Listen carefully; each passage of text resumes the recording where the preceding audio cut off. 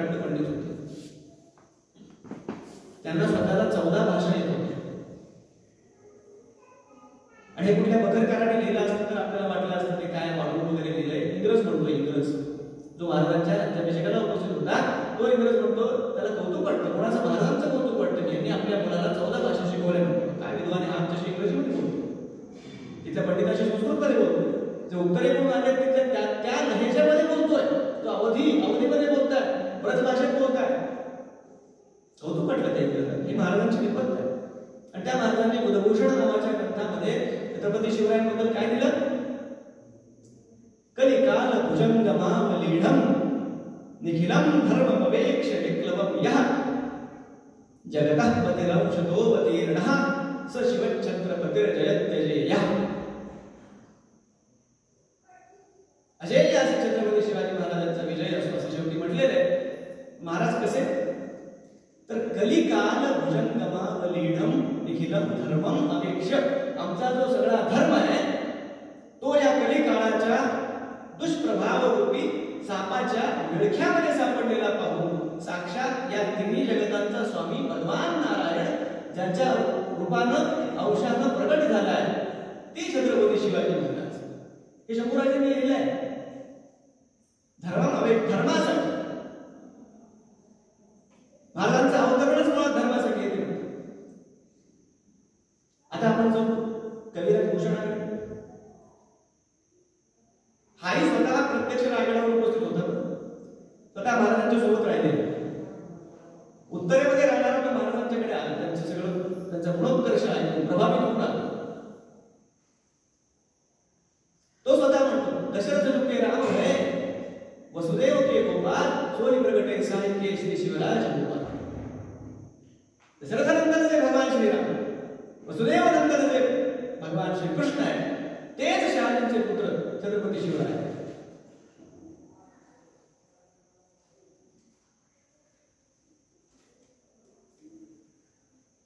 आणि स्वतः महाराज, आता बाकीच्या सगळ्यांचं आपण पाहिलं, सगळे प्रमाण पाहिजे, स्वतः महाराज काय म्हणतात ते पाहू आणि पुढे जाऊ. महाराजांनी आपल्या भावाला राजाराम महाराजांना पत्र लिहिलं. महाराज त्यांना भेटण्यासाठी गेले, ते भेटले नाही, कुठेतरी निघून गेले, असं काही ते प्रकरण ते घडलं, त्यात आपल्याला जायचं नाहीये. राजाराम महाराज हे महाराजांचे सावत्र होते. महाराज त्या पत्रामध्ये एक वाक्य फक्त सांगतो. त्या पत्रातलं सैन्यात तुर्क ठेविल्याने विजय कैसा मिळेल. तुम्ही तुमच्या सैन्यामध्ये जर तुर्क ठेवले, तुर्क म्हणजे यवन, त्याच्यासाठी तुर्क शब्द वापरले. सैन्यात तुम्ही सगळा धरणाचा त्यांचा केला, तुमचा विजय होणार कसा असं म्हणणारे महाराज आपल्या सैन्यात 1 लाख त्यांचे सैनिक ठेवतील का? बरे पत्र सगळी प्रमाणे वावडी उठवायची, प्रचार यंत्रणा सगळी तगडी असतात, काही अवघड नाही प्रचार करणं कुठल्याही गोष्टीचा. आणि ह्या गोष्टी जास्त पसरतात. अश्वत्थामा हा हे जास्त पसरतं, नरोवा कुंजरोवा नाही पसरत, कळत नाही जास्त सगळं. ते नरोवा कुंजरोवा तसंच राहतं. म्हणून महाराज धर्मनिष्ठच आहे, महाराज धर्माभिमानीच आहे. आणि तसे आहेत म्हणून ते सगळ्या धर्मांचा आदर करतात असं म्हणतात. हे योग्य, हेच योग्य.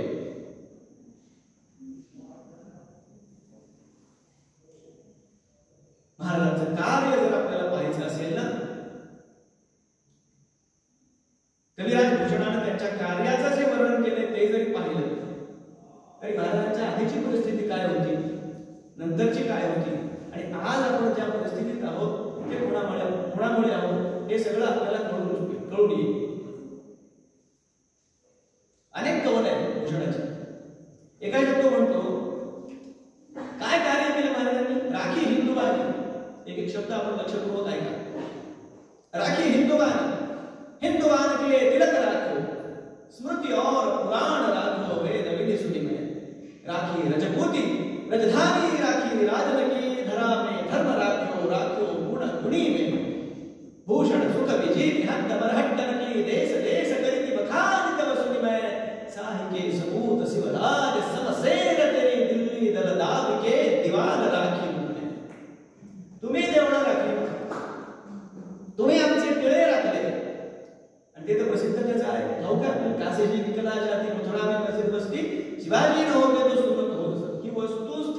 आहे. हे कोणाला भडक वाटो कसं वाटेल ती वस्तुस्थिती आहे, हे खरं आहे. त्या सगळ्या भीषण परिस्थितीमधून संपूर्ण राष्ट्राला बाहेर काढण्याचा संकल्प घेतलेले महाराजांनी राज्याभिषेक करून घेतला का? धर्म एखाद्याच्या अंतःकरणात उरलेला कसा असतो आपण म्हणजे समर्थांनी छत्रपती शिवरायांची पुष्कळ स्तुती केलेली आहे.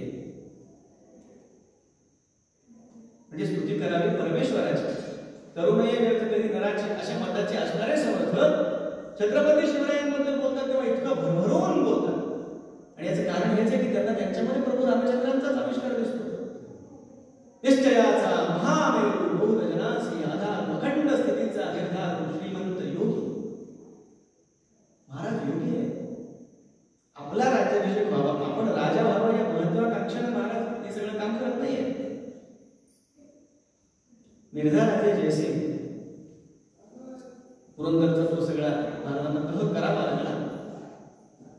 पण त्याआधी जेव्हा मिर्झा राजे जयसिंगाला औरंगजेब आपल्याकडे पाठवतोय हे कळल्यानंतर महाराजांनी त्याला एक पत्र लिहिलं, प्रसिद्ध आहे इतिहासामध्ये. कादंबरीतलं एकही वाक्य बोलत नाही. ते पत्र इतकं विलक्षण आहे. महाराज काय त्यांचं व्यक्तित्व काय ते खरं आपल्याला कळतं, त्यांचा उद्देश काय. मिर्झा राजा जयसिंगाला महाराज अगदी संबोधनामध्ये सुरुवातीला ही आठवण करून देतात की तुम्ही रामाचे वंशज आहे. कुणाची चाकरी करताय तुम्ही? त्याची चाकरी करताय. महाराजांचे शब्द सांगतोय. औरंगजेबाबद्दल सुद्धा आजकाल पुष्कळ काही बोलणं जात आहे म्हणून सांगतो, आवर्जून सांगतो. महाराज म्हणतात जो मनुष्य रूपी राक्षस आहे हे महाराज म्हणतात हे जशाच तसं त्यांच्या इंग्रजी अनुवादासह उपलब्ध आहे ते पत्र. इतिहासकार गौस सरदेसाईंनी त्याचा इंग्रजी अनुवाद केला, त्याचा पुन्हा मराठी अनुवाद झाला. त्यातलं वाक्य हे मनुष्यरूपी राक्षस आहे, तुम्ही त्यांची चाकरी करता. त्यांच्या चाकरीमध्ये तुम्हाला कसला अभिमान वाटतो? यांची तर इच्छाच ही आहे की सिंह आपसात लढावे आणि कोल्ह्या लांडग्यांचं राज्य घ्यावं. तुम्ही सिंह आहे, मी पण टक्करचा सिंह आहे. मी काही प्रयत्न करतोय. माझी इच्छा ही आहे की तुम्ही जे तुमच्या उडणाऱ्या घोड्यावर जर तुम्हाला इतका विश्वास असेल, तुमच्या तलवारीच्या पाण्यावर इतका तुम्हाला विश्वास असेल, इतका अभिमान असेल, स्वजनांसाठी ते कशाला वापरता? त्यांच्यावर चालवा. महाराज सरळ सरळ योजना सांगतात. तुम्ही वरती दिल्लीवर आक्रमण करा, खालच्या शहरात मी बघून देतो. माझं सैन्य घेऊन मी तुमच्या मदतीला येईल. राजे तुम्ही व्हा. हे शब्द महत्वाचे ना, हे शब्द फार महत्वाचे. राजे तुम्ही व्हा, तुमचा मी सेनापती व्हायला तयार आहे. मला राजा नाही व्हायचं आहे. तुम्ही रामाचे वंशज, तो तुमचा, तुम्ही व्हा, तुम्ही करा, मी तुम्हाला सहाय्य करतो. त्याच्या चाकरीत तुम्हाला कसला आनंद मिळतो? पुढे महाराज म्हणतात तुम्हाला जर असं वाटत असेल की ही तुमची स्वामीनिष्ठा आहे, स्वामीनिष्ठा, तो तुमचा स्वामी अन्नदाता आहे म्हणून तुम्ही त्याची चाकरी करत असाल, तर कोणाचा तुम्ही भरोसा धरताय याचा पण जरा विचार करा. शहाजहाशी त्याने काय व्यवहार केला हे जरा आठवा. हे महाराज स्वतः सांगताय. सगळ्याचे सगळे रेकॉर्ड्स महाराजांकडे काय शहाजहाशी व्यवहार केला होता पत्रात उल्लेख नाहीये, पण आपल्याला ठाऊक असलं पाहिजे मनुष्यरूपी राक्षस म्हणजे काय. तो कुठल्या धर्माचाही गौण आहे हो, तो मुस्लिम आहे, ख्रिश्चन, कुठल्याही धर्माचा तो नसला तरी नुसता मनुष्य म्हणून घ्यायचे पण लायकीचा नाहीये. त्याचा जो प्रतिस्पर्धी दाराश होतो त्याला ह्या प्रमाणात मारलं, त्याचा शिरच्छेद केला. आपल्या पितेला तर आधीच त्याने कैदेत ठेवलं होतं. बघा बघत असं म्हटलं तुमचं काय कैदेत ठेवून दिलं. आणि क्रौर्य म्हणजे काय त्याचं उदाहरण दाराश होतो शिरच्छेद केला आणि त्याचं शिर एका पेटीमध्ये घातलं. पेटीला छानपैकी सजवलं आणि ती पेटी बाबाकडे पाठवून दिली. तुमच्यासाठी उपहार पाठवला असं समोरून सांगून बाबाला आनंद वाटला. उपहार पाठवलाय असं. अहो त्याचा बाप तर अगदी मोकळ्या मनाने म्हणायचा खरंच हे हिंदू आहे जे मेल्यानंतर सुद्धा आपल्या पित्याला तर्पण करतात, जिवंतपणे मला नरक यातना भोगायला लागतात. वृत्तीच या सगळ्या मुलांची कशी होती. शिवशाहीर बाबासाहेब पुरंदरेंचं फार सुंदर वाक्य आहे. ते म्हणतात, या प्रत्येक मुस्लिम बादशाहाला वाटायचं माझा बाप जन्मालाच नसता आला तर किती बरं झालं असतं. प्रत्येकाने हेच केलं. त्याचं शिर पाठवून दिलं आपल्या पित्याकडे. याची आठवण महाराज करून देतात. आणि यामध्ये महाराज म्हणतात, आपला देव, आपली गोमाता, आपला धर्म, आपली मंदिर हे महाराजांचे शब्द आहे. यांची काय परिस्थिती आपण पहा. हे जर सगळे असे चालू राहिले तर अस्तित्व उरणार नाही. कळकळीनं महाराज सांगतात. आणि तुमच्याशी बोलण्यासारख्या माझ्या अजूनही काही गोष्टी आहेत. शाहिस्ते खानाकडून मी त्याच्यावर स्वारी केली होती, तेव्हा एक मला पत्र मिळालं, तेही मला तुम्हाला दाखवायचं. काय असेल ते असू त्या पत्रामध्ये. पण गुप्त गोष्टी आणखीनही काही बोलायच्या आहेत. आपण प्रत्यक्ष भेटू. तुम्ही म्हणत असाल, मी अगदी निश्चित रात्री येतो तुम्हाला भेटायला. आणि पुढे आणखीनही म्हणतात, किती सांगावं. महाराज म्हणतात, आणखी सविस्तर पत्र आहे. अफजल खानाच्या बाबतीत जे घडलं त्याची आठवण करू नका. तो वेगळा होता, तुम्ही वेगळे आहात. तुमच्याशी कुठला दगा फटका होणार नाही. माझ्या स्वराज्याची शपथ घेतो, माझ्या तलवारीची शपथ घेतो. मी महाराज त्या पत्रात आढावा घेत आहे. शब्दा महाराजांनी अफजल खानाच्या स्वारीच्या वेळेस त्याच्याही बाबतीत घेतली होती. मी शपथ घेतो, तुला काही करणार. मी घाबरलोय, खरंच घाबरलोय. कुणाला दिलेली वचनं पाळायची, कुणाला नाही पाळायची, महाराजांना कळत होतं. अभिवेक होता. आणि एवढं सगळं सांगितल्यानंतर शेवटी महाराज त्या पत्रामध्ये म्हणतात, जर तुम्हाला हे मान्य नसेलच, आपण विचार करा या सगळ्या गोष्टी तळमळीनं सांगतोय, पण जर तुम्हाला हे मान्य नसेल तर अगदी विश्वास ठेवा, माझ्या म्यानातली तलवार निघेल आणि मी अगदी पहाटेच्या प्रहरी येऊन आपल्या सैन्यावर धडकू शकतो. शेवटी हेही सांगते, नसेलच तुम्हाला विश्वास तर मी लढायला तयार. की कुणाशी तुम्ही पायकी करता. आता त्याचा परिणाम झाला नाही. मिर्झा राजा जयसिंगानं जे करायचं ते केलं. वाईट या गोष्टीचं वाटतं. हा मिर्झा राजा जयसिंग जेव्हा निघाला त्याच्या प्रदेशातून, शिवाजी महाराज कुठल्याच प्रकारे आपल्याला देत नव्हते.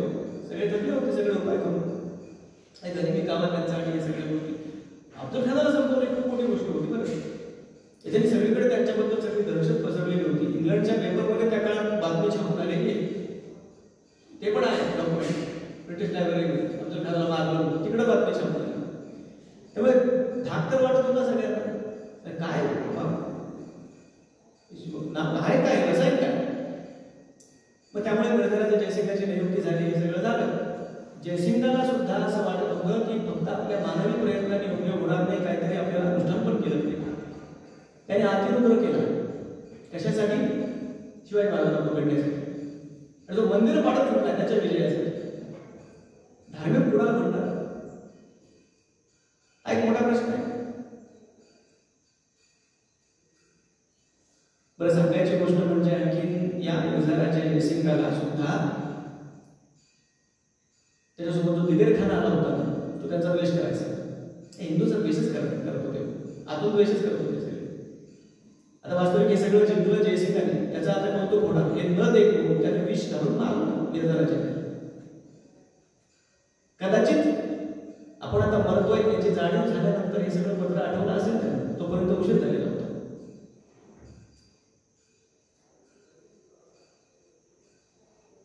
पण या औरंगजेबाचा तुम्ही भरवसा म्हणून महाराज हे पण त्याच्यामध्ये म्हणताय, तुम्ही आणि आम्ही जर एक झालो तर औरंगही राहणार नाही, जेबही राहणार नाही. औरंग म्हणजे सिंहासन, जेब म्हणजे तेज, सिंहासनाचं तेज हे त्या नावाचा अर्थ आहे. औरंगही उरणार नाही, जेब उरणार नाही.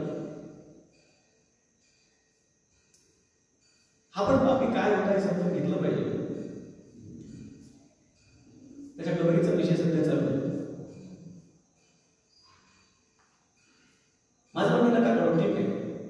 आणि तसं आहे ते आपल्या महाराजांच्या पत्रात पण उल्लेख आहे, त्याला आपण इथेच काढू. महाराज म्हणतात जयसिंगाने इथे काढला तर पराक्रमाचं प्रतीक आहे ना. आहे माझं म्हणणं आहे फक्त एका फार मोठ्या अशा छान 10/6च्या बोर्डवर भगव्या फलकावर पांढऱ्या अक्षरामध्ये लिहून ठेवा, मराठी साम्राज्याच्या मुळावर उठलेला आणि अत्यंत क्रूरकर्मा असा हा मुघल शासक शेवटी इथे काढला गेला. लिहून ठेवा.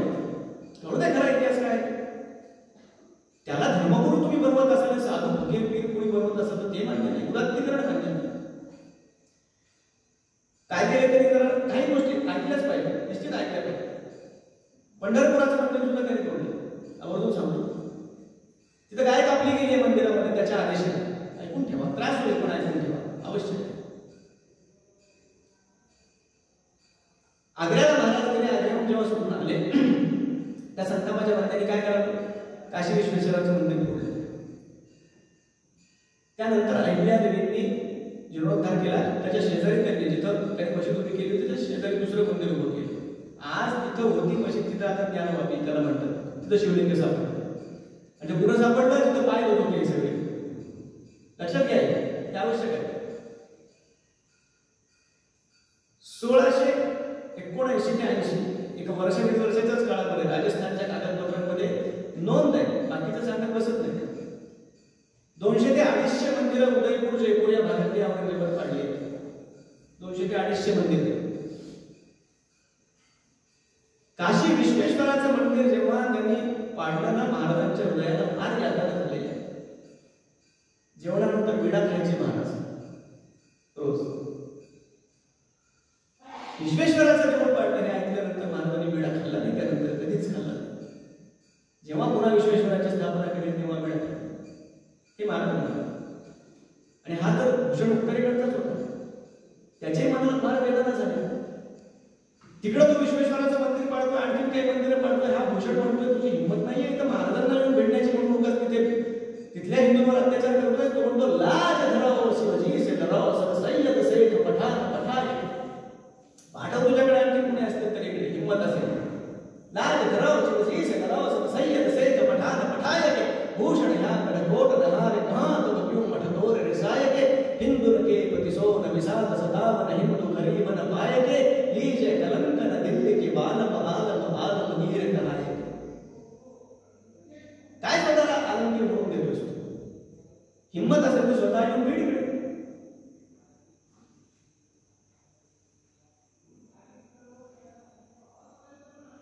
महाराजांच्या कार्याची मूळ प्रेरणा धर्माची, आणि त्यामुळं महाराजांच्या कार्याचा विस्तार सुद्धा त्यांच्या दृष्टीसमोर फक्त महाराष्ट्राचा प्रांत नाहीये, फक्त मराठी भाषिकांचा प्रांत नाहीये.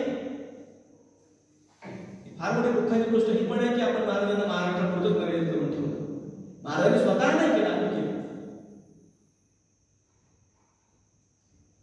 जेव्हा जेव्हा महाराज स्वराज्याचा विचार करत होते तेव्हा आसे तो हिमाचल संबंध हिंदुस्थान त्यांच्या दृष्टीसमोर होता. काय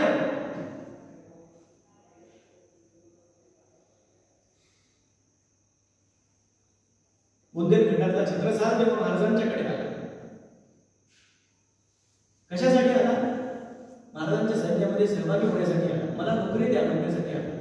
महाराज त्याला म्हणाले नोकरी करू नको, मी जे इथं करतोय ते तिकडे कर. त्याला प्रेरणा दिली, आणि प्रेरणा देताना काय म्हणतात महाराज, व्रजराज श्रीकृष्णाचा आदर्श तुम्ही ठेवून कार्य करा. हे महाराजांच्या पत्रातले शब्द आहे. आणि पुढे छत्रसालाने जे कार्य उभं केलं, छत्रप्रकाश नावाच्या ग्रंथामध्ये ते करून दिलेलं आहे. स्वतः कार्य उभं करणं, दुसऱ्याला ती प्रेरणा देणं, सांगण्यासाठी प्रसंग खूप आहे पण वेळ आपल्याकडे कमी आहे.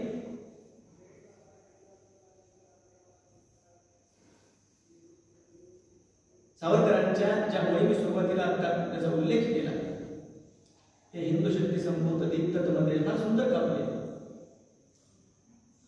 पुढे पुष्कळ त्याच्यात त्यांनी लिहिले, गडकोट झरणे सारे मंगले सारी राजधान्यांची जंगले परदास्य पराभवी सारी मंगले या जगती जगू ही आज गमनसे लज्जा. हे हिंदू नृसिंहा प्रभू शिवाजी. त्यानंतर महाराजांच्याकडे ते पसायदान मागतात. समारोप करत असताना आपण ते जरा पाहू. काय म्हणतात सावरकर, जी शुद्धी हृदयाची रामदास शिरडुलवी, जी बुद्धी पाचशाया सशत्रूच्या झुलवी, जी युक्ती कूटनीती खलासी उडवी, जी शक्ती बरोन्मत्ता संपदतरी तुडवी, ती शुद्धी हेतुची कर्मी राहू दे, ती बुद्धी भाबड्या जीवा लावू दे, ती शक्ती शोधिता माझी वाहू दे, ते मंत्र पुन्हा तो दिले समर्थे तुझ्या. हे हिंदू नृसिंहा प्रभो शिवाजी राजा. हृदयाची शुद्धी, चार शब्द आहेत, शुद्धी, बुद्धी, युक्ती आणि शक्ती. मला वाटतं धर्माचं खऱ्या अर्थानं स्वरूप या चार गोष्टीतून व्यक्त होतं. चारही गोष्टी असतील तर धर्माचं रक्षण होतं. त्याशिवाय होत नाही. आधी हृदयाची शुद्धी पाहिजे. हृदय शुद्ध पाहिजे. महाराजांचं स्वतःचं हृदय अत्यंत शुद्ध आहे, अतिशय विमल असं महाराजांचं चारित्र्य आहे. कल्याणच्या सुभेदाराच्या सोन्याचा प्रसंग वगैरे ते सगळं आपण ऐकलेलं असेल, ते पुन्हा मी त्याची पुनरावृत्ती करत नाही. उज्ज्वल असं चारित्र्य आणि असं चारित्र्य की त्याची शत्रू सुद्धा स्तुती करेल. म्हणजे औरंगजेब बाकी सगळ्या गोष्टींबद्दल त्यांचं किंवा अन्य कुठलाही शासक असेल महाराजांचा द्वेषच करत होता, पण कुणी त्यांना जर खबरीने त्यांच्या येऊन जरी सांगितलं की शिवाजीने कुठून काही स्त्रिया पळून गेल्या वगैरे, शत्रू सुद्धा खरं मानत नव्हता. शिवाजी हे नाही करत, हे आम्ही मान्य करणार, हे महाराजांचं चारित्र्य आहे.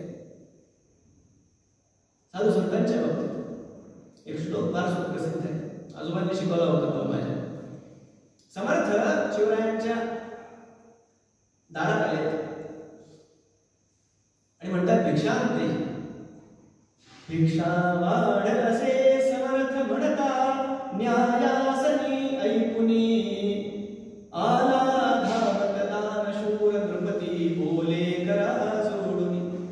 ही लक्ष्मी अपुलीच राज्य अपुले, मीही असे आपुला.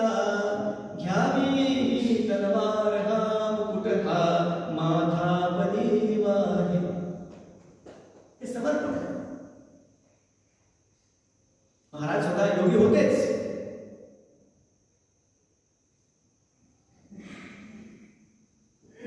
जगद्गुरु तुकाराम महाराजांच्याकडे महाराज जातात, इतके प्रभावित होतात. वैराग्य मनामध्ये निर्माण झाला असं म्हणत नाही, जे होतच वास्तविक जाणवत. श्री शैल्यमला महाराज जेव्हा जातात ना, त्यांना वाटतं आता इथंच राहा, सगळं सोडून द्या.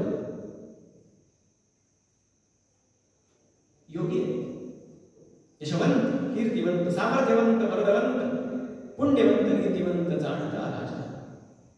धीर, गार, गंभीर, शूर, क्रियेसी तत्पर. महाराज स्वतः अनुष्ठान वगैरे करायचे. व्यक्तिगत त्यांच्या जीवनात धर्म आपण अगदी एखादी गोष्ट पाहिली तरी खूप आहे. महाराजांचा नियम होता प्रतिदिनी ते भगवान महादेवाच्या शिवलिंगाचं पूजन करायचं. ते शिवलिंग अजूनही आहे, आपण दर्शन घेऊ शकतो. ज्याच्या मनामध्ये वैराग्य आहे, ज्याच्या मनामध्ये भक्ती आहे, ज्याची आध्यात्मिक योग्यता आहे, त्याच्याकडे एक वेगळ्या प्रकारचा कस असतो. कस सामान्य विशेष माणसाची कामं शक्य होत नाही, तो त्यामुळे करू शकतो. त्याचं शरीर थकत नाही. तो किती आपण पहा, आपल्याला थकवा येतो थोडा वेळ उपाशी राहिले तरी, पण जो भक्तीमध्ये थोडा पुढे गेलेला आहे त्याला आपण उपाशी आहोत ही पण जाणीव होत नाही. तो त्याचं काम करत असतो. महाराजांचं हे असं होतं, शूर क्रियेसी तत्पर. मला इकडे लक्ष वेधायचं ते का, कारण धर्म मुरलेला आहे. दोनच उदाहरण समजा. महाराज आग्र्याचं सगळं प्रकरण ते संपवून 1500 किलोमीटरचं अंतर राजगडाचं आग्र्याचं, ते सुद्धा वाकड्या मार्गाने आले. महाराज देशांतर करीत करीत सगळीकडचे पहाडे चुकवत आणि जेव्हा राजगडावर आले, 8 दिवस विश्रांती घ्यावी असा विचार केला. त्याच दिवशी रात्री महाराजांनी त्याच दिवशी बैठक बोलावली. मनामधला संकल्प त्या बैठकीमध्ये सगळ्यांच्या समोर व्यक्त केला. काय, आता मला गोवा घ्यायचं. त्याच दिवशी अफजल खान मारला, दुपारी बोंबाटाची संपवलं. संध्याकाळपर्यंत सगळं त्याचं सैन्य साफ केलं सगळ्या मावळ्यांनी. रात्री 11 वाजता महाराज निघाले. पुढे निघाले. जे गड किल्ले पण गेलेले ते पुन्हा परत गेले. त्याच दिवशी त्या खानाचं रक्त सुद्धा जे काही सांगितलं असेल ते वाढलं नसेल त्यांच्या अंगावर. त्या दिवशी निघाले. शूर क्रियेसी तत्पर, सावधपणे धर्मवर तुच्छ केले. बोलण्यासारखं खूप आहे. पुन्हा मला धर्माची व्याख्या आठवते जी धर्मराजाने केली आहे महाभारतात. धर्मराजाला विचारलं यक्षानं धर्म काय आहे? धर्म एका थोडक्यात सांगतो. तो म्हणतो दाक्ष वेग पदम धर्मी, सावधपणे. दाक्ष सावधपणे निर्भवर समर्थ म्हणतात. या सावधान शब्दाची समर्थांचं फार जुनं नातं आहे. इथूनच त्यांच्या आध्यात्मिक जीवनाची सुरुवात झाली. सावधान शब्द आहे. अखंड सावधान असतात, दुष्टित कदापि नसते. हे समर्थ या खूप आग्रही. कुठे एखादी वस्तू सुद्धा विसरून घेणं समर्थ म्हणतात असं होऊ कसं शकतो? तुम्ही सावध नाही.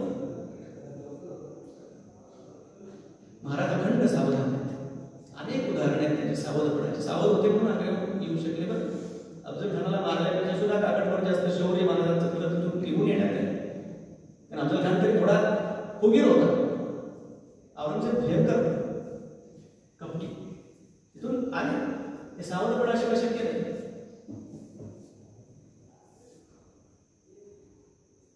सावरकर त्यांच्या हृदयाच्या शुद्धीबद्दल बोलतात, त्यांच्या बुद्धीबद्दल आपण आता पाहिलं. ज्या प्रकारे अफजल खानाला संपवलं, ज्या प्रकारे शाहिस्ते खानाला अद्दल घडवली, आपल्या सगळ्या मावळ्यांना घेऊन जायचं आणि जिवंत परत यायचं. हे अनेक ठिकाणी घडले. आग्र्यावर एकही माणूस महाराजांनी गमावला नाही. युक्तीचं आणखी एखादं उदाहरण सांगतो. जे महाराज त्या शाहिस्ते खानाला अद्दल घडवून परत येऊ लागले, पुष्कळ सैन्य होतं बरं, हजारोचं सैन्य होतं भोवताली, अवघड होतं. परत येणं मध्ये गेले ठीक आहे, परत यायचं कसं? महाराजांनी पर्वतीच्या डोंगरावर काही बैलांच्या शिंगांना परिते बांधून मशाली बांधल्या आणि त्यांना सोडून दिले. हे सगळे सैन्य तिकडे गेले, महाराज दुसऱ्या दिशेला गेले. आपण वाचतो भगवान श्रीकृष्णाच्या कथेमध्ये, भागवतामध्ये प्रवर्षण पर्वतावरून कसं त्या याला जरासंधाला फसवून भगवान श्रीकृष्ण निष्ठून गेले. काल यवनाला कसं बदलून त्यांनी मारले, हे सगळं वाचतो. ते पाहायचं असेल प्रत्यक्षात कसं घडलेलं शिवचरित्रात आपण पाहतो. जी शुद्धीर्धाची रामदास शिरडले, जी बुद्धी पातशाह्या शत्रूच्या झुलवत ठेवलाय महाराजांनी अक्षरशः. जेव्हा आदिलशहाशी संघर्ष आहे तेव्हा मुघलांना कसं शांत ठेवायचं, मुघलांशी संघर्ष आहे तेव्हा आदिलशहाला कसं शांत ठेवायचं. युक्ती आहे. जी युक्ती कुठली ती नकलाची पुढे, जी शक्ती बलोन्मत्तास बलतरी पुढे, कित्येक दुष्ट संहारी कित्येकासी धाक सुटला. ही जरब महाराजांनी निर्माण केली. आचारशील, विचारशील, दानशील, धर्मशील, सर्वज्ञपणे सुशील सगळा. या भूमंडळाचे काही महत्वाचे शब्द हे आहेत. धर्मरक्षी ऐसा नाही, महाराष्ट्र धर्म राहिला नाही तुम्हाला. आणि म्हणून पुढे शंभूराजांना सुद्धा सर्वांचा जो उपदेश करतात, शिवरायासी आठवा, जीवित गुणवत मानावे, इहलोकी परलोकी उरावे, कीर्ती रूप. एकच गृहपाठ महाराजांनी शंभूराजांना दिला. त्यांच्या निमित्ताने आपल्या सगळ्यांना दिल्या समजलं. शिवरायासी आठवा, शिवरायाचे आठवावे रूप, शिवरायाचा आठवावा प्रताप, शिवरायाचा आठवावा साक्षेप भूमंडळी, शिवरायाचे कैसे जाणणे, शिवरायाचे कैसे बोलणे, शिवरायाचे सदगी देणे कैसे असे. हे लक्षात ठेवू. छत्रपती शिवरायांचा हा संस्कार महाराजांच्या मनामध्ये, महाराजांच्या कार्याची प्रेरणा सुद्धा धर्म आहे. महाराजांच्या कार्याचा मुख्य आधार सुद्धा धर्म आहे. महाराजांचा उद्देश सुद्धा धर्म संस्थापना हाच आहे. हे आपल्या मनामध्ये ठसवून त्या दिशेने आपणही मार्गस्थ होण्याची आवश्यकता आहे. कोणी कुठल्याही प्रकारचे भ्रम निर्माण केले तरी त्यातून सत्य त्यामुळे काही लपत नसतं. आपण स्वतःहून या सगळ्या गोष्टी अभ्यासाव्यात, या सांगाव्यात. छत्रपती शिवाजी महाराजांना, समर्थांना आपल्या हृदयामध्ये प्रस्थापित करावं. आणि जो आपल्याकडे धर्म सांगितला, धर्म म्हणजे काय, यतः अभ्युदय निश्रेयस सिद्धीस धर्म. भौतिक उन्नती सुद्धा हवी, पारलौकिक कल्याण सुद्धा हवंय. भौतिक उन्नती कशी हवी आहे, तर जशी आमच्या महाभारतामध्ये सांगितलं तशा प्रकारचे पारलौकिक कल्याण सुद्धा आम्हाला हवंय. दोन्ही हवं असेल तर रामायण महाभारत, आणि हे दोन्ही आपल्याला कुठे मिळेल तर एका छत्रपती शिवरायांच्या चरित्रामध्ये. म्हणून ते चरित्र आत्मसात करणं, महाराजांची प्रेरणा आपल्या हृदयामध्ये आत्मसात करणं, आणि त्यासोबत समर्थांच्या चरणी हीच प्रार्थना करणं की या आमच्या धर्मासाठी, देवासाठी, देशासाठी आमच्या हातून सुद्धा काही ना काही घडावं. कुणाच्या तरी हृदयामध्ये आमच्याकडून सुद्धा प्रेरणा जागृत व्हावी. समर्थान ही इच्छा आपली नक्की पूर्ण करतील. तेच खऱ्या अर्थाने या शिवप्रतापचं सुद्धा आणि या सगळ्या आपल्या जे ज्ञानयज्ञ होत आहेत त्यांचं सुद्धा फल असेल. शेवटी जाता जाता इथं समर्थांच्या चरणी ही सेवा अर्पण करण्यासाठी मला बोलावलं गेलं, यासाठी खरं तुम्ही मनापासून कृतज्ञता व्यक्त करतो. या ठिकाणी येणं हेच फार मोठं, हाच फार मोठा लाभ आहे. त्यामुळे त्यापेक्षा आणखी काय लाभ असू शकतो. त्याशिवाय इथं बोलायला पण मिळालं, आपल्याशी संवादही साधायला मिळाला महाराजांच्या बद्दल, हे आणखी जास्तीचा लाभ. त्यामुळे तो लाभ मला मिळवून दिला यासाठी संयोजकांची सुद्धा मी कृतज्ञता व्यक्त करतो आणि त्यांच्या चरणी सेवा अर्पण करून माझ्या वाणीला विराम देतो. जय जय रघुवीर समर्थ.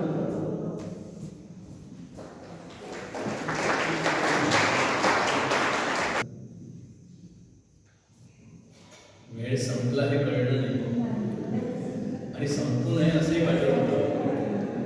तुमच्या सगळ्यांच्या भावना इथे भरलेल्या जाणवत आहेत की का थांबलो असं वाटलं. पण हे उत्तर आहे सगळ्या गोष्टीला, नाईलाजाने. पण ह्याचा आपण अजून आस्वाद घेऊ शकता. प्रणवजींचा चॅनल आहे, यूट्यूब चॅनल आहे, तर त्याच्यावर आहे अनेक ठिकाणी घडलेले सगळे कार्यक्रम त्यांचे आहेत. आणि ह्यातनं प्रेरणा घेऊन यांची आपापल्या ठिकाणी यांची आयोजित करा.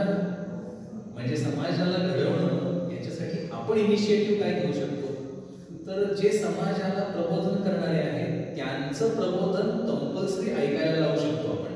तेवढी आपण आपली आहुती अर्पण करू शकतो यज्ञामध्ये. यांच्यासारखे महान वक्ते, अभ्यासक आज त्यांनी इथे येऊन आपल्याला मार्गदर्शन केलं, याबद्दल मी आभार मानतच नाही, पण समर्थाचरणी प्रार्थना करतो उत्तुंग यश मिळावं आपल्याला आणि सरस्वतीची उत्तरोत्तर अधिकाधिक कृपा वाढत राहावी. कारण जाणकार व्यक्तींनी समाजाला जाणतेपणाने जाणकार केलं पाहिजे आणि ती जबाबदारी समाजातील जाणत्या पुरुषांचीच आहे. आणि अशातले एक अतिथी आलेले आहेत आणि त्यांनी आपल्याला संबोधित केलं. खूप खूप समर्थचरणी प्रार्थना आपल्यासाठी. गीता परिवारामुळे समर्थ सेवा मंडळाचा आहे भाग, पण गीता परिवार विशेष करून प्रमिलाताईंमुळे आज हा कार्यक्रम आणि त्यांच्या शब्दाला सन्मान देऊन हे तिन्ही वक्ते त्यांच्या केवळ शब्दाखातर इथे आले. त्यांनी त्यांचा वेळात वेळ काढून आपल्याला